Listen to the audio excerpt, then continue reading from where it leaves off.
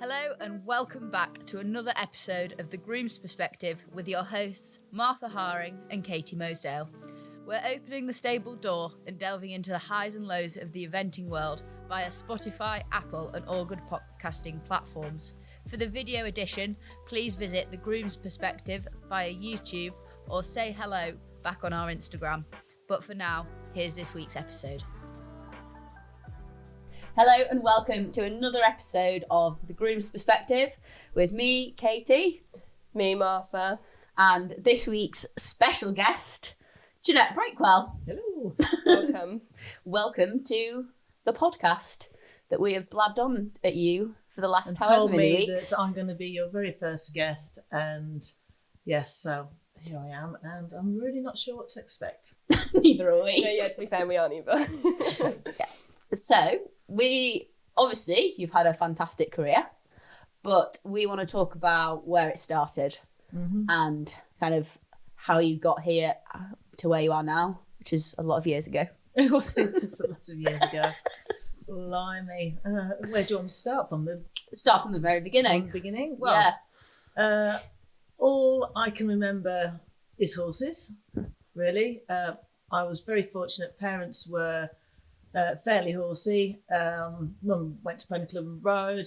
Dad sort of did a little bit of showing. So I was kind of born into that situation, really. So I was always around horses. And I think since the age of 7 or 8, that was all I really wanted to do. So it's not that I ever announced it. Actually, I did. I said to my mum and dad when I was 8 that I'm going to go to the Olympics. So I did. I should have said that at 8. So I honestly decided from a very young age, and having watched badminton and Burley on television, and thinking, yeah, I can do that. Even at that age, that's innocence for you. That's where the sort of thought came from, and I kind of just stuck with it. Went to Pony Club, had a pony that me and my 2 sisters shared. So, between us, quite often when there was 3 of us on the back of this pony, as you used to before health and safety came in. At that point, parents had bought a dairy farm, so they were milking, and so we had the facilities had stables, didn't have an arena to begin with, so we just go hacking around the rows, go in the fields. I used to round the cows up on my pony and that kind of stuff, and so just enjoyed the pony club scene really, and learnt a lot. And then, so obviously you had to go to school.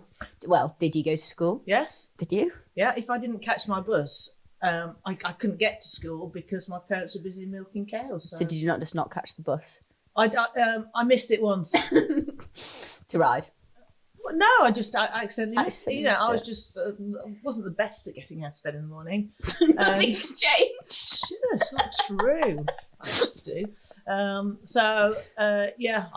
I sort of didn't mean to skive for the day, and I felt really guilty about it. Yeah. I knew I had to go to school because you had to. Yeah. So what, up to GCSE level? Yeah, I did all my GCSEs. And then what did you do after that? I left school at 16 and I went to work for a chap called Chris McGran up in North Yorkshire, who was a sort of very pony club orientated and was an A-test examiner and that kind of stuff. And just learnt my trade there.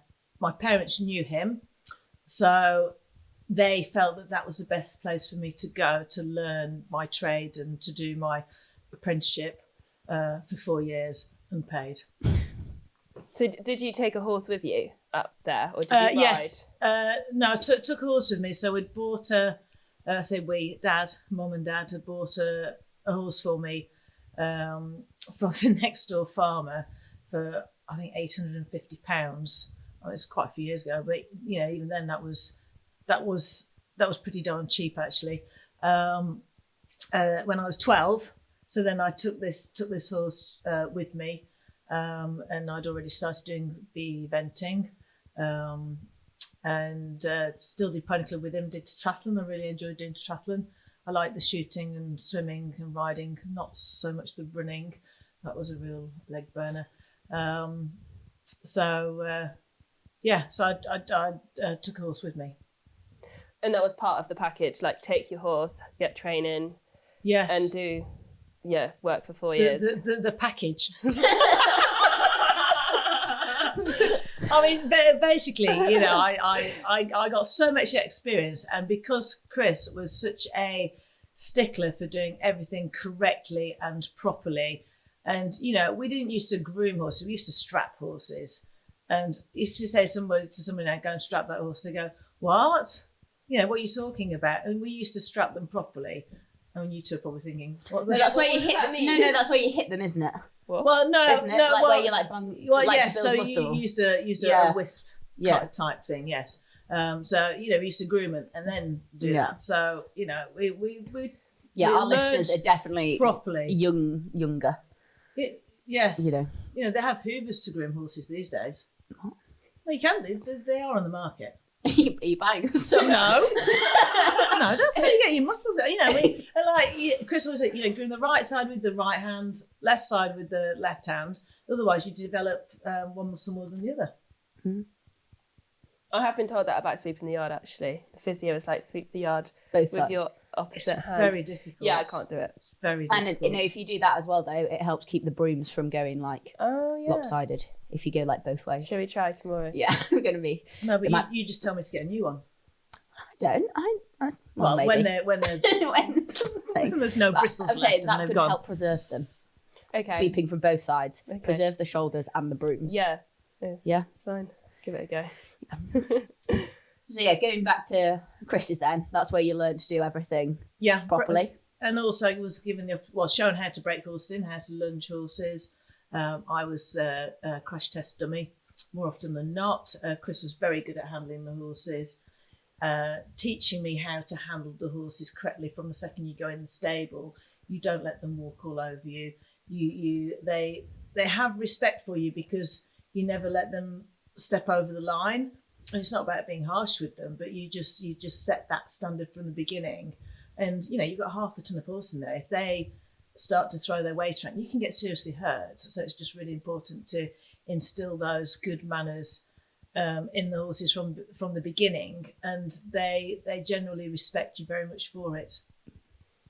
So I've digressed. I've gone off on one of my trains of thought of things I'm passionate about. So in those 4 years, did you ever think this isn't going to be for me? Or were you always enjoyed it? Not once. And you knew that was what you wanted to do? Yeah. And so I got the opportunity to ride other horses and compete other horses with Chris had quite a few livery owners, and which is how I got to meet Jack. It just gave me lots of opportunities and opportunities to learn. And I had to work hard, and I didn't mind it. It was all I knew, because even when I was at school, it wasn't as hard work as being at Chris's, but I'd get home from school and then Mum and Dad would ask me to go and do the scraping out and help on the farm and put the brewer's grains in the trough on top of the silage for the cows. So it was parents didn't employ anybody. They got child labour. I was going to say, were they expecting you to carry on the farm? No, I don't think so. No. I think they knew from when I was very young that I was not really interested in the farm. It's not that I'm disinterested; it just wasn't my passion. I think they knew early on that I wasn't going to go down the route of farming because to be honest, there's absolutely no money in it. I think at one point. What? So you chose horses instead? Well, there is financially better. There is no money in that either. But it's to me that it doesn't matter as long as I can afford to do what I'm doing and keep the people in the job that are here and keep the place running and that kind of thing. I know I'm not going to be wealthy from it, but as long as I'm enjoying it, I'll just keep doing it. Yeah. So you touched on Jack came into your life at that point. So you want to tell us a bit more, or listeners a bit more about Jack? So I think I would have been 18 when Jack arrived. So he belonged to a one of Chris's clients that he used to teach. A lovely girl called Fiona Clegg. She was Clegg at the time. and he hadn't raced, but he'd been brought over from Ireland as to be a racehorse, but I think he was just too sharp and quirky, really. So, and it was at the time when Jonty Evans actually was working for Fiona. So Jonty started him off again. Fiona then took the reins, but he just was too sharp for her, and she came for a lesson one day, and she came round into the tack room on her feet with a hand on her face like this, and her face was sort of exploding as I was looking at her, and basically Jack had spooked or something and reared up, hit her in the face, and knocked her off. So she didn't ride him after that. So it was over to you, Jeanette. See what you did there? Yeah. Funny. So then you obviously kept the ride on Jack, but then what happened then after Chris's? Like how did you progress from those 4 years in your apprenticeship, should we say? Just to go back to Jack a little bit, only that Fiona owned him initially, but then because he was too sharp for her, she wanted to sell him. I'd been riding him for a bit, and at the time, one of Chris's livery owners, Lindsay, her partner Richard, had sort of previously announced that he'd be really happy to help me out and buy me a horse and support me and that kind of thing. He'd seen me ride a couple of times. He was not a rider at all, but I think he sort of recognised a talent and wanted to support me, which was great. So then Richard bought Jack for me to ride, and Jack stayed with me ever since, basically. For the next 30 odd years. Yeah, it would have been. Yeah. Yes, because it was 30. 35. Was he 35? 35. Yeah. Yes, I started riding him as a 5-year-old. Yeah. I was actually riding 6-year-old. So yeah, longer than most marriages.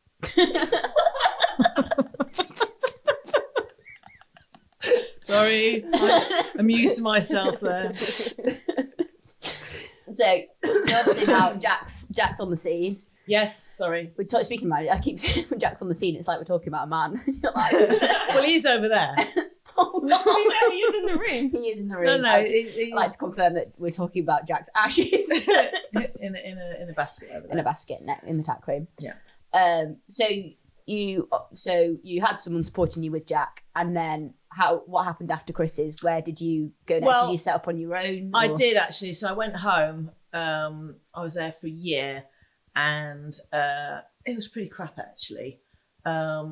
Mainly because I was on my own. I had nobody to work with, nobody to kick me up the arse, and it was really hard work. And it just showed that I preferred sort of working as a team, really, or with a team. So yeah, and then I had a very, lucky phone call from a lady called Anne Marshall, who had ran the Lawrence David event team, and basically Sarah Cohen Cutty was she'd left there and gone to Hong Kong to work at the jockey place, at the racing place over there, and she asked me if I would be interested in having the job, and I really couldn't believe my ears, and I thought, why would somebody be offering me something like that? Cutty was like up here and like bow down. I mean, I was in awe actually. So I went down for an interview and got the job basically. Mm-hmm. So I mean, to have the whole setup there in one place, to take Jack with me, to have horses provided, lessons provided, all the support I needed was just amazing, and got paid. Got wage. Bonus. So yeah. Mm. That was brilliant actually. That was a real lucky break, because it meant I was competing 5, 6, 7 horses and out every weekend or every other weekend, and horses up to advanced level, including Jack, who had sort of got that far by then. So to have that support and no real sort of financial worry was amazing, really. Mm.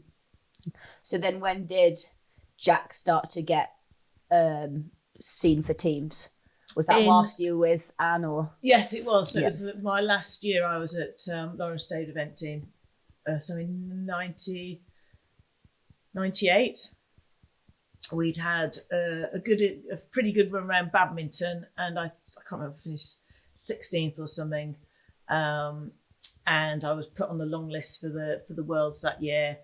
I don't think initially I was there in their top 6, but I think I can't remember exactly, but I did eventually was in the top 6, and I was put as an individual. So yeah,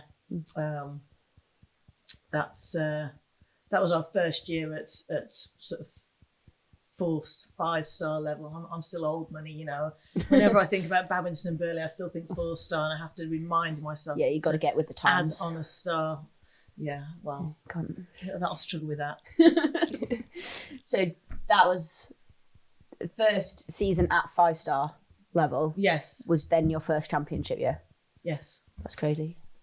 But I mean, he'd been a very consistent horse, like at 3-star level. And I think he was 10 when he did his first badminton, but he'd done 2 years of 4-star longs before that. So he was ready. Yeah, he was really ready. Bramham, Blenheim, Saumur, Blenheim again. So you know, he'd done plenty enough. And yes, all right. So he did his first 4-star long as an 8-year-old, but you know, his thoroughbred is light on his feet. It didn't really take a huge amount out of him. So I was lucky in that respect. And we actually asked some of our listeners what they might want to ask you. Oh God, I know. But one of the questions that did come was, how did you enjoy your role as Pathfinder? Because that's kind of what you became to be known as, wasn't it? Yeah. As for the next however many years. Yes, I do remember. So my first year on the team, I was an individual. So that was at Pretoni at the Worlds. And then that's 98. So 99 was my first year on the team, and that was in Lamoulan. And Chris Bartle then was our team coach, chef de keep, and Yogi Bryson was involved as well. And I think not long after that, Chris then went to train the Germans, and then has come back to the Brits, and obviously been very successful.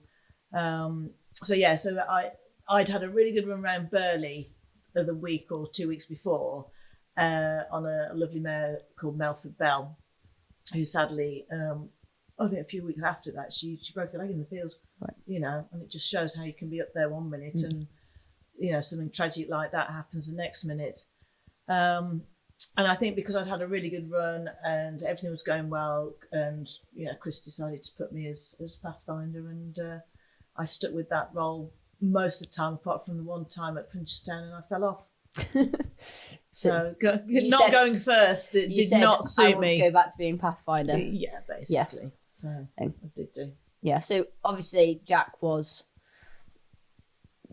is one of the most successful horses, you know, that there ever will be. But what did he do for your career?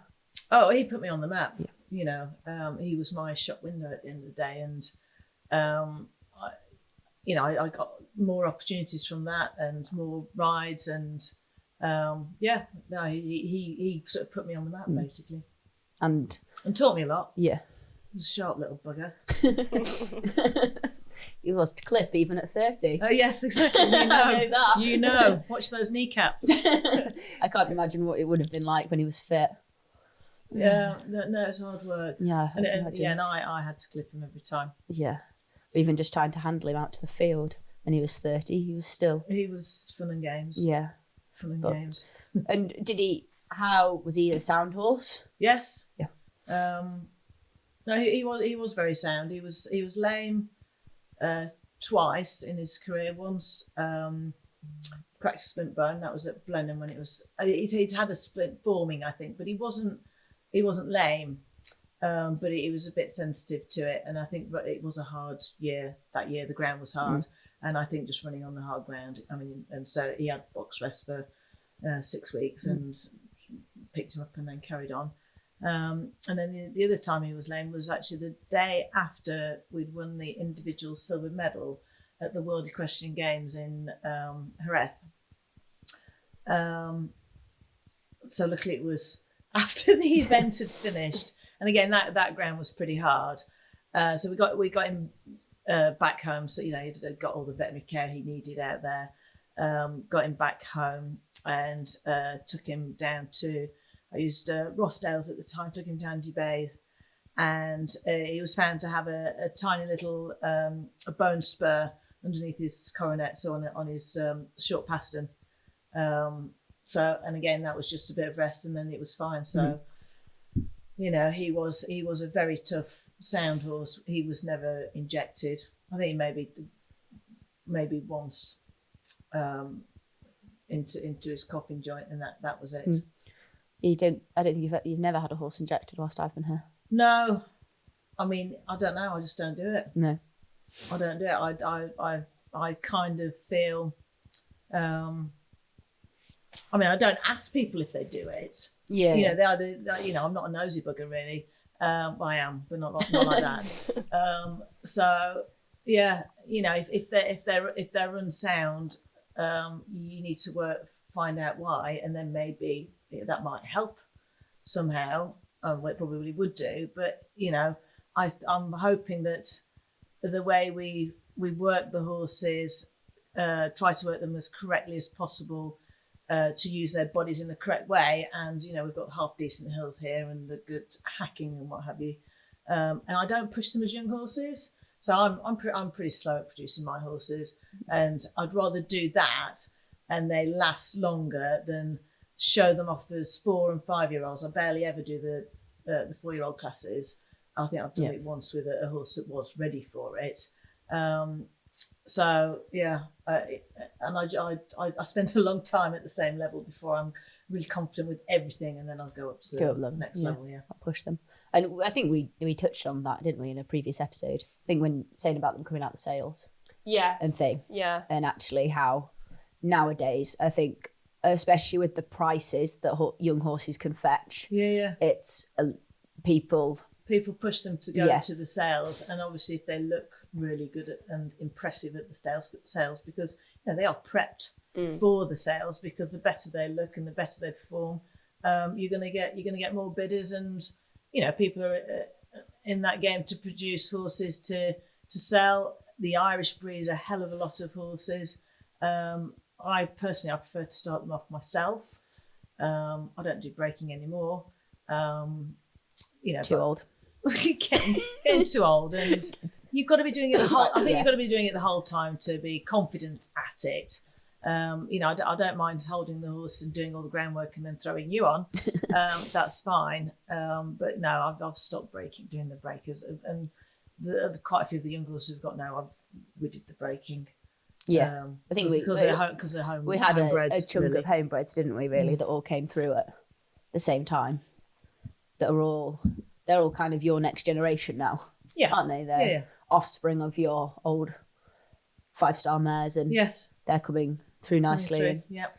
Which another question that we got is, which horse in the stables at the moment should people be excited about?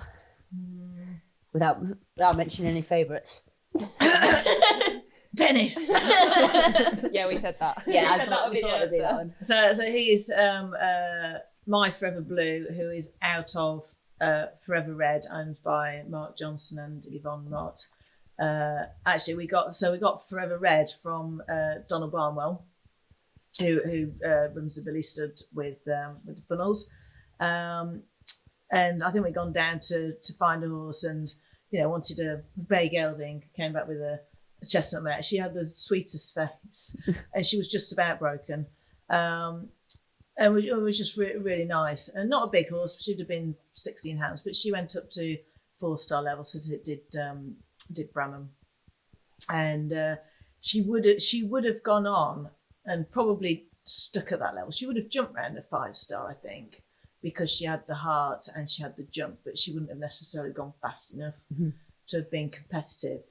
But she had a freak accident at Lincoln Horse Trials a few years back, and basically the I wouldn't say snapped. I'm trying to think of the word, but the tendon detached. It got off the back of a hock, and it was quite frightening at the time because the horses they don't know what's happening, and it just freaked them out. But the vets and all the stewards were really good that day, and so anyway, she's gone on to be a broodmare. We've got one, and our friend has got her and is breeding lots of little freckles babies. Yeah, sharp babies. Apparently they're sharp. Yeah. Well, I mean, Dennis is he was very sharp as a young horse. I remember it well. Yeah, I mean, he's only put me in hospital once. But no, we have an understanding now. We are best pals. So that's My Forever Blue. Where's he at the moment? So he's he's just sort of novice level, 2-star level. He did Heartbreed 2-star long last year. We've sort of got a program for him, but I need to finalise the rest of the year. We don't plan. No, we do. Well, yeah, no, I don't. Yeah, but you don't plan too far ahead. It's all like. Well, you have an idea. You have an idea of what you want to do, yeah, and you're planning enough in advance because the entries have got to be in so early. Everything is planned. I'm kind of a lastminute.com. Tell me about it. Person. 11 o'clock on a Monday night. Yeah, I mean, your entries weren't in this morning for Aston. Not at 6:30. No, but at 6:30, 7 o'clock-ish, I went and levelled the top arena. That's a good point. Have you put Aston entries in? Yes. Yeah, no, well done. You are in. Yeah, it's always a few hours before ballot. Well, unless I've got a busy morning, I'll do it the night before. But actually, no. To be fair, I did go to do it last night. I did your entry. Oh, thank you. With Ozzy, and then I went to do my entries. It got, it starts at 20 minutes. Why do they do that? Well, why have you got a 20-minute countdown when I'm trying to enter 6-7 horses? You are quite slow, though. Most people would bash it out. All right, I'm not the fastest on the computer. Yeah, to be fair, it takes me 10 minutes to enter one. There you go. and that's just one horse. You've got to check the bank account, see if there's enough money in there. So get it out the savings, So to be fair, when I had started it, and then suddenly it went to site under maintenance. Yes, it did that to me. See? Yeah, there you go. night. Not bullshitting. No, I believe I'm being honest. Every Monday. Hence why I had to do this morning. It's because every Monday, all event riders are all lastminute.com Monday evening trying to enter. So it just goes, it just crashes. Yeah, Martha came down at 6:30 this morning with a laptop to enter. Yeah, I entered this morning. Well done. Yeah. Mm-hmm. I was not paying the late fee. £12 will make a difference. I can buy a photo with that. Yeah, exactly. Not that I've had any good ones yet this year, but there we go. Got to get the photos. It's all about the photos. Photos, Facebook, Insta. Oh God, don't get me started. You're not one for social media, are you? No, not really. No. Old school. Well, yeah, I'm just quite cynical about it all. I do think a lot of it on there is absolute bullshit. It is. And sadly, the youngsters of today are so influenced by it, and I don't mind good stuff being put on, but it's the stuff I know is bullshit, and it's like, come on, or put your shit day in pictures. Oh no, I won't do that though, because I don't want everyone to think I'm bad. So I'm like, no, that's not it's not about that, but it's to prove that, not prove, but to show that life is not perfect. That's Things true. do go around. We do horses. Yeah. We do. How many times do you stack it and fall over the size 8s? Thank you. I thought you were going to say fall off. I was like, about 8 times so far this year. Oh yeah, maybe your tally is getting the tally's getting too much. But we do laugh because when you see a caption on Instagram and it's like, I had an unlucky pole, and it's like the horse has gone absolutely through the It wasn't unlucky. Yeah, that was coming down. But literally, I absolutely royally missed. But it was a really unlucky tell pole. the truth. Yeah. I ballsed up.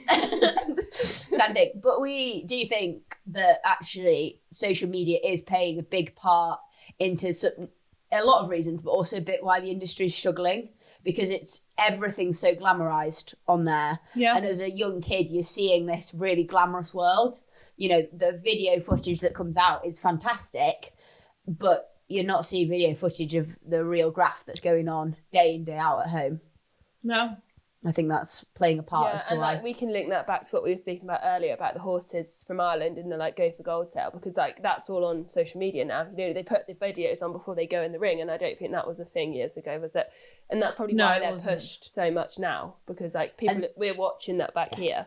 Yeah, you're like, oh, that 4-year-old's doing that, and my 4-year-old's barely broken. Yeah. And you were constantly comparing yourself to other people on social media. Well, I'm not.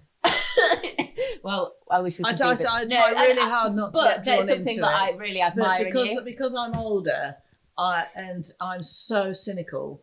It's like I just don't. You see through it. Yeah. I mean, yes, it does affect me sometimes, but then you just have to tell yourself, you know, give yourself a, you know, wake up, not reality. Get with the real world. Yeah. No, but I think that's. You've got bills to pay. You've got stuff to do. The real world. Yeah. Sorry. That's fine. But I do think that's I am jealous of that trait in you. Okay. Maybe it's because I'm lazy and I can't be bothered. No, I don't think it is. Well, I do actually. I look at it to stalk people a little bit and just, you know. See what's going on. Yeah. Cover right. What else questions have we got from our listeners? Nice ones, please. Nice ones. You're struggling? No, I'm struggling for nice ones. I was like, couple of questions actually came in about, do you get nervous, or how do you control nerves, or staying in the zone, or that kind of thing at a competition? It's kind of relative to what you're sat on. Mm-hmm. You know, so if you're sat on a horse that is confident and you're confident with that horse, you don't tend to get nervous. Whereas if it's a young horse or something that's a bit quirky or a bit sharp, that's a little bit of nerves. But then you just have to have a little talk to yourself and remind yourself of how to ride well. So where we've gone wrong already. It's where me and Martha are going wrong. Stop everyone. It's not true. Reminding yourself of the rules about riding and how to ride well, and trying not to let that affect you. Yeah. You can't think about the result. You have to think about the process of how to ride well, basically. And that's what I try to do myself. I think when I was younger, and having not fallen off quite as much as I have now or injured myself, you don't think about the things that could go wrong when you were younger. Well, certainly when I was younger. So then I was a lot more confident then, and then I think I went through a stage probably sort of mid to late 40s, where you then started thinking, right, where am I going in life? What am I doing? And, you know, all that kind of stuff. You know, I don't look like I think a lot, but I do think a lot, actually. I just sort of not lost the plot a bit, but just was questioning myself a bit. And then I think I just gave myself a kick up the arse. I should get a grip. Because, you know, you've only got one life. You've got to live it. You know, you don't know what's around the corner at the end of the day. But again, it links back to social media, because if someone's had a really nasty fall, you're going to know about it because it's online. Whereas if you, I don't know, however long ago, we wouldn't have known.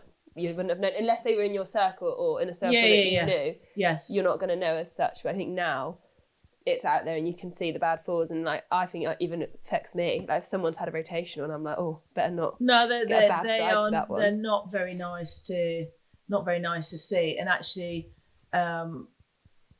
whenever I do badminton or Burley, I would always watch the first 10, 15.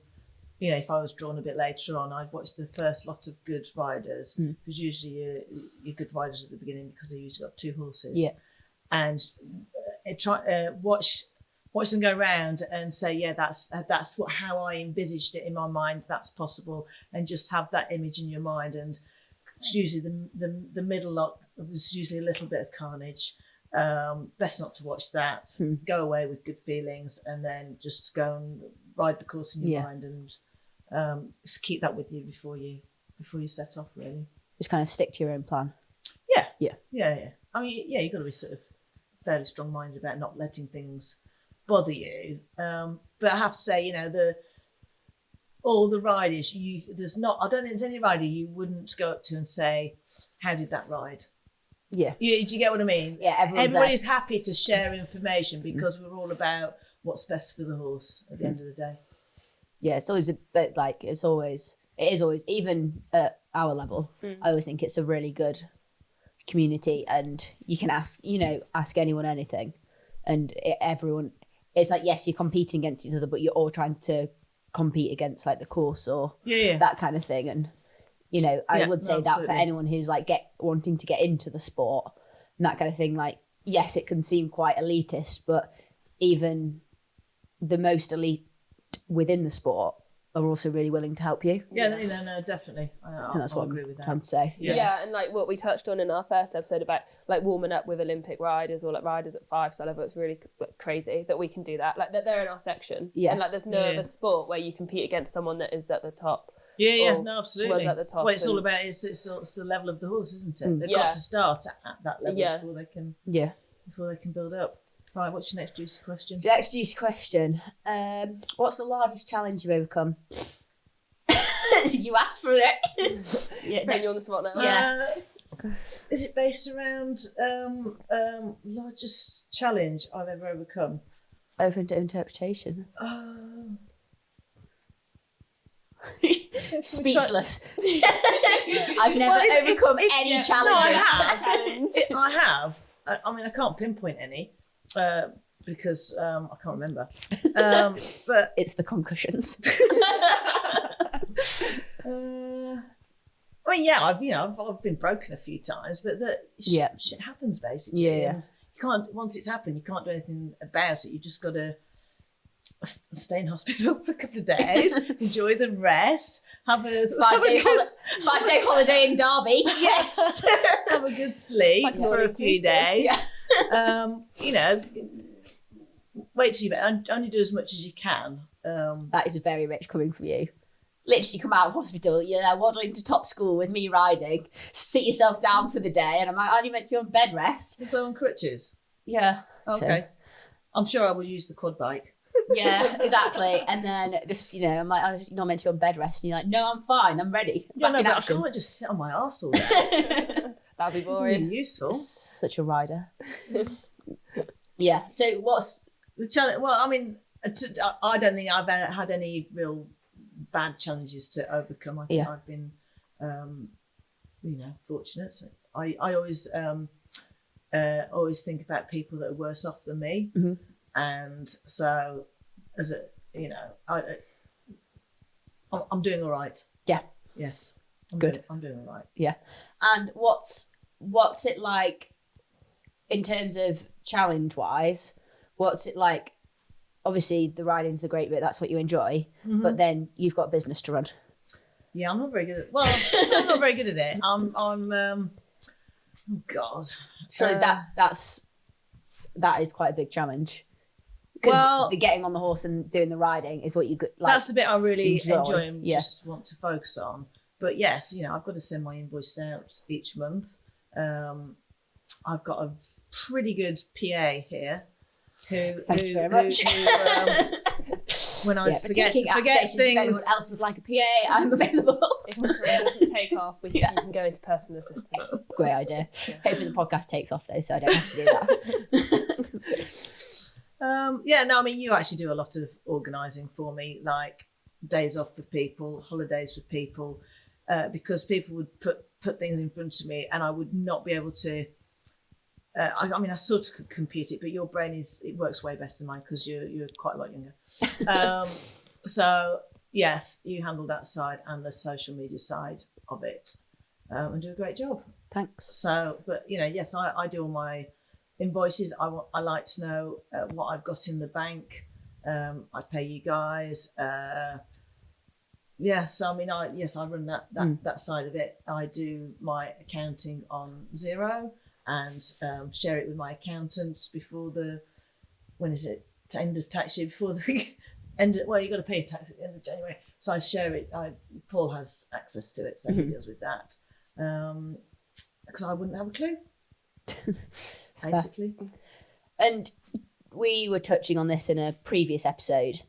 Is actually, do you think that you could have done what you've done if you were to start again now?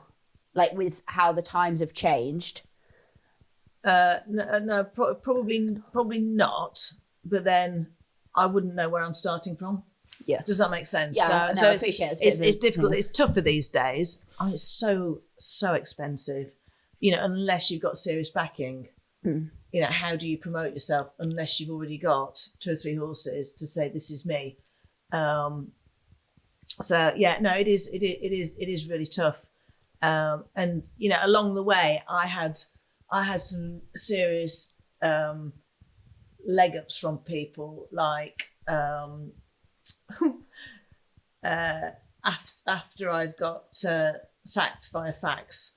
And I knew you would get this in at some point. I saw Cutty today, and I mentioned that. She said, really? You literally mention it to someone every time we go eventing. It's really funny because normally people go, "What's fax?" Yeah, our listeners probably won't know what fax is. So I got sacked via fax from Lawrence David, which looking back on it now was really quite funny. So then I had to sort of move on. So I based myself with John Bowen down in Essex for sort of 2 or 3 months to get ready for the Worlds, because I'd been selected for the team for the Worlds. So I went there, and then sort of at the end of that season, Terry Boone, who was based in Norfolk, was sort of packing up eventing, and he knew I was looking for a yard to be based at, so he suggested it to me. So I went and met Harry, who owned the place, and Molly, and so basically they had a yard of sort of 16 boxes, an arena. I don't think it had a horse walker, but they put a horse walker in. And it was a nice place. It had a cottage as well. Basically, they gave me all that rent free. Obviously, I had to pay my bills, pay the council tax, run a business from there, but I got the stables, I got all the facilities in return for looking after their horses, getting Harry's horse ready for going hunting, to get the horse off the trailer when he got back so that Harry could just go and chill out. So that was a massive help. And also what did help prior to that was that Richard Holdsworth, who owned Over to You, had always said to me along the way, you keep all the prize money. Right, okay. So having been 4th, 7th, 9th, 11th, whatever at badminton, that amounted to quite a bit of prize money, which in the end helped me buy this place. I've got to say, my B100 win at £44 these days. 44? It's £44 now if you win. That's like the It lower might limit. buy you 2 dandy brushes. Yes. Oh, you do get the free aquarelle though if you win now, so. Yeah, and if you're there. Yeah, you do. You get a free video. Yeah, but still, £44. It's not literally going to get me my food shop. I mean, it's not going to cover half of it, is it? No. Good job I don't win, because there's no return. Yeah, I mean, it makes no difference if you win or No, not. exactly. So there's Sorry, the I'm finished incentive. We're going for the next beer. The thing. Yeah, I guess that's pretty decent prize money at that level. Yeah, no, it was. I mean, it's even more now. Yeah. But being able to sort of keep that and having it rent free at Harry and Molly's in Norfolk, and then I moved to Melton Mowbray, where I put that back there, where I on the floor, where I did have to pay rent. At that time, I was lottery funded, so on the world class programme. So I was fortunate to be lottery funded, so that basically helped pay for a lot of stuff. And then Harry and Molly found this place, and it was big enough to split between the two of us. So they bought their bit, I bought my bit, and with the help of Jack's winnings, was able to put a deposit down on the place and get on the property ladder. Yeah. So yeah. I've been here ever since. Oh yeah, been here since 2006. No, 20 years. Yeah. It's a long time. Yeah. So in terms of the sport becoming more accessible, because would you agree that there's more riders now, like more event riders? I think there is. Certainly the riders at the top, in my view, is definitely become more elitist. You've got I think that it's smaller at the top now. You've got a smaller number of really good riders, and they are very good riders, with good horses, very I presume, wealthy, supportive owners, and will be running pretty successful businesses, really. But yeah, no, I think it's hard to sort of get into it unless you have a good job that pays for it for you. Yeah, that's what you recommend. Or you go to the bank of dad. Okay, so we're both hang on, or you just find somebody really rich. Well, there's Who that. can You can fund it for you. So we can summarise Jan saying we need to go and get a good job, and we'll both be handing in our notice in the morning to go and get. Right, I'm just take that all back. Job. Take it all back. It's a really good job. We're a really nice community and we're going to get to the top. Yeah. No, but I think what you're trying to say there is it's like the pyramid. Like the grassroots has become a lot more accessible. Like in your day, what did you start novice level? Actually 100 level. Right. Was sorry, I'm making you out to be older than you are. Thanks. But yeah, that's the thing. As in now, you've got 90s, you've got 80s, you've got arena eventing, all that kind of thing. So I think actually when I first started, novice was it? Yeah, because it was Pony Club, wasn't it? Yeah. Was it Pony Club? And then once you left Pony Club, you started. And like your Pony Club Championships, which always used to be at Weston Park, that was round the novice course. Yes. And I think I did my first Pony Club Championships as a 12-year-old. Looking back now, I was nervous that day. There was one fence I absolutely hated, did not like it, and it was sort of funny shaped thing with a thing over the top, and it was like Palisade. I've hated Palisade ever since. Yeah, you do. We literally walk a course at 19. I do. It's Palisade. Yeah, I hate Palisade. Yeah. And because I was nervous about that fence, I rode it really badly. And poor Zach, who was 15 hands, he basically stopped at it and absolutely cracked his chin on it and bit a chunk out of his lip. So Poor guy. It came back with like everywhere. And he was fine. It healed absolutely fine and got him over it, and we finished the course and it was great. But yeah, so as a 12-year-old, I was novice level. Yeah. Yeah, so I guess the bottoms can become more accessible, but the top is almost getting thinner because the riders at the top have a lot of rides. Yes. Yeah. Kind of thing. No, they do. Yeah, so sport's more accessible from different angles, but maybe not financially now. It's very expensive at the end of the day. So yeah, just find a rich bloke. Easy. Job was a good one. Find a rich bloke or come and base yourself. With a big bank balance. Okay. Yeah, I gotta make sure. Yeah, you gotta make sure that's from so just ask that question first. Put on your Hinge profile. Green flags I look for. What's Hinge? Like Tinder, but not as bad as Tinder. I've heard of Tinder. Yeah, green flags, good bank balance. Yeah, you must have more than $1 million in the bank. Oh, you need more than that. The mortgage free farm that you're going to inherit, and then I can build my land and stables. Right, very good. Yeah, you've got your plan. Got my plan. Martha is just described to the listeners her Hinge profile. If anyone's watching. I won't turn down a farm. I think we're about there, really. No more questions?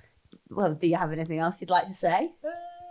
Well, no, I think a good one to ask is that if you were a rider looking to move up in the sport, would you suggest being a groom and basing yourself with an event rider like yourself in order to be successful? Yeah. No, definitely, because to actually learn from somebody that knows what they're doing, has the facilities, and to see things being done well every day, I think that will has a good influence on you. And if you're around good people and talented people, you tend to copy them. Yeah. I learned Still yet. Shut up. I'll probably watch you ride a bit longer. 8 years later, I'm still not riding like you. Can't just stand at the arena watching me ride all day. There's a million other things to do. Yeah, I'm too busy shoveling shit. Thing. Yeah. But no, I think that's like we are both based here because we need this facility, this support, everything to be able to go out and compete our horses. Yeah. And I certainly would massively recommend it. And I think I actually look at there's other riders our age, and I think if they haven't done this, they've missed a real opportunity. Yeah. No, I think to work on a professional yard, you just learn so much because it's real life. It's somebody running a business, having to make money, pay the staff, make ends meet, blah, blah, blah, under pressure, that kind of stuff. Yeah. Yeah, absolutely. Yeah. Would you change anything? Should you ask me that earlier? No, I didn't. Well, I think you've had too much. I would actually, if I had a lot of money. No, not if you had money, as in like. Oh. Yeah. We'd all change things with money. No, I wouldn't change a lot. I wouldn't change this situation. Yeah, and I think that's true because, like we say, if we had loads and loads of money, we wouldn't necessarily be grooms, and we wouldn't be getting the experience we're getting. Yeah. So, like, we would then miss. You'd miss the gap that you're talking about. Okay, so what I would spend my money on is new water drinkers in this bar, so that every winter that they freeze, they don't burst, and hence why I've learnt to be a plumber as well. Yeah, I would change that. Okay. It's just lots of little things. Yeah. Like the horse walker, probably in the next 3-4 years, it's going to need replacing because they only last so long. Yeah. So I mean, at the end of the day, the maintenance costs, and it depends what is a priority as to what needs. Like with 3 mirrors are falling off. Yeah, we are lacking, aren't we? Yeah, so it's like every day we go up to the arena and we think, I don't know if another one's come down. No, I have checked that they are not going to fall down. Yeah, they came to the wind. It was the wind. It was the wind, but no, they are. No, I think that is the thing. There is always something to be upgraded. New lorry. Yeah, we always. I mean, I wouldn't spend stupid money. I mean, you can buy a house for what you spend on lorries these days, or live in the lorry. Do that. Anyone rich enough to buy me a lorry with a pop out, and I'll live in it. I'll stick to my house and my 2 dogs. So yeah. Well, thank you very much for coming along. That's all right. Any time. Dragging you out of the house. If you need any more info, or ask me any silly questions or whatever. Yeah, I'm sure we'll be pulling you back in soon. Boss man, get back on. Well, you might need to find some more interesting people. Well, we might struggle. I am pretty boring. No, you're not. No, you're not. But it's been insightful, and to actually see someone who's not come from. I think, and that's why I've certainly stayed here for a while, is because I work for someone who is in a similar situation. To me. Yeah, and sort of just adding to that, I'm not necessarily from a moneyed background. Well, I'm not from a moneyed background, but I was from a fortunate background provided that the opportunities to do that. So. And likewise, with that, and I think if you can see that, that progression, No, and at the end of the day, if you have an aim and a goal, you kind of make it happen. You make you find the opportunities. You make it happen. Really, Your mate Chris sent you down here to. Was it Chris? Yeah. Said Jan needs a bit of help for a couple of weeks, and you haven't left. Yeah. So thank you. Thanks for staying. You're welcome. And we said this in the first episode, didn't we? We're like, we just make it happen. Yeah, and that's the motivation to end the episode. If you want to achieve something, you can. You just have to put your mind to it and work hard. Is this when I tell everyone I want to go around badminton? You can do. Are you gonna support? Can do. 5-star. Why not? You just got to work out how to get there. Jan's there in front of the camera, is like, of course you can. As soon as it cuts, Martha, stop being so ridiculous. Right, I'm gonna finish my beer and go and get a wine. Now, on that note, we will finish there and see you next week. Coolio. Yeah, great. Bye. Spanks. Spanks.